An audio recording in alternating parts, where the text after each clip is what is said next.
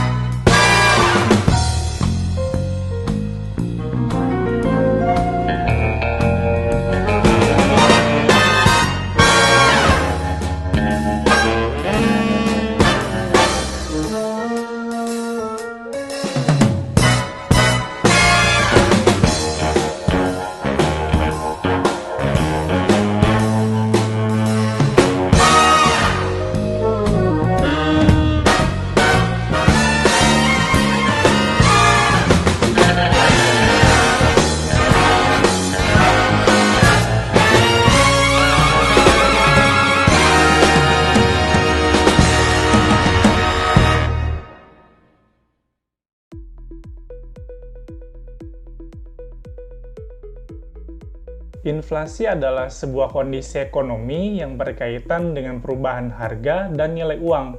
Kondisi ekonomi yang dimaksud adalah ketika harga barang dan jasa mengalami peningkatan yang terus-menerus dalam jangka waktu yang sangat lama.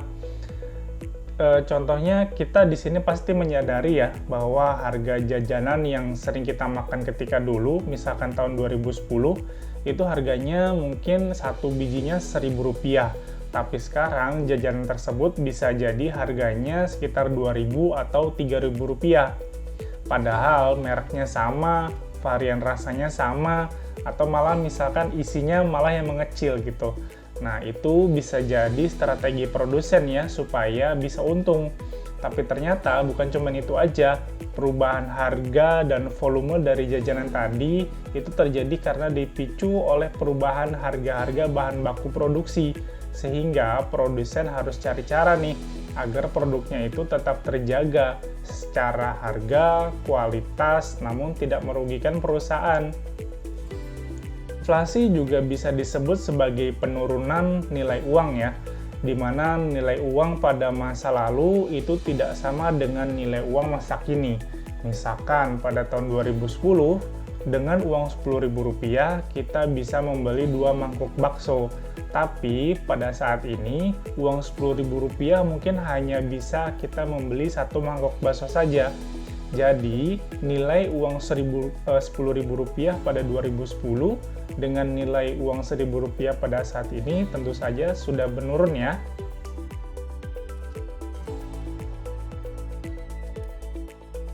Kenapa sih terjadi inflasi?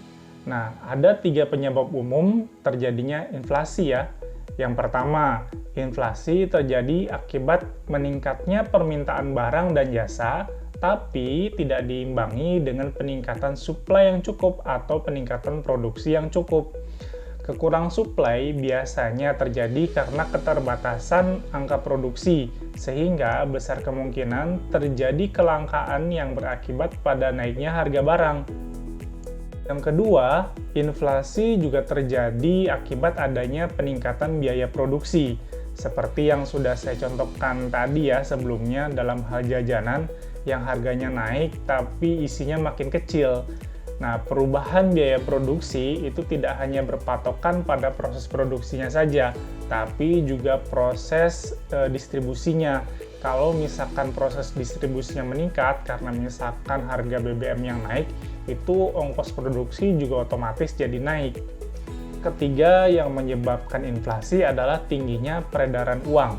Inflasi bisa terjadi karena terlalu banyak uang yang beredar di masyarakat, yang memicu perilaku konsumtif masyarakat, meningkatkan daya beli masyarakat, dan meningkatkan perputaran ekonomi. Namun, bila hal tersebut tidak diikuti dengan naiknya produksi barang dan jasa, maka akan terjadi kelangkaan barang dan berakibat pada naiknya harga barang yang tidak terkendali.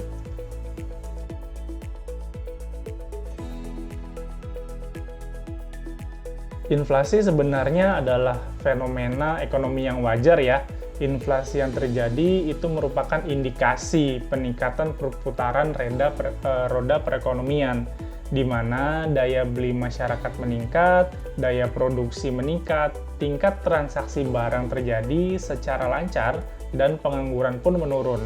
Tetapi inflasi juga harus dikendalikan. Jika tidak dikendalikan, maka inflasi akan memicu kenaikan harga barang yang tidak terkendali dan berakibat buruk bagi perekonomian atau bisa disebut hyperinflasi. Inflasi itu harus dikendalikan supaya persentasenya kecil, bukan menghilangkan inflasi, tapi karena negara butuh inflasi juga untuk meningkatkan pertumbuhan ekonominya.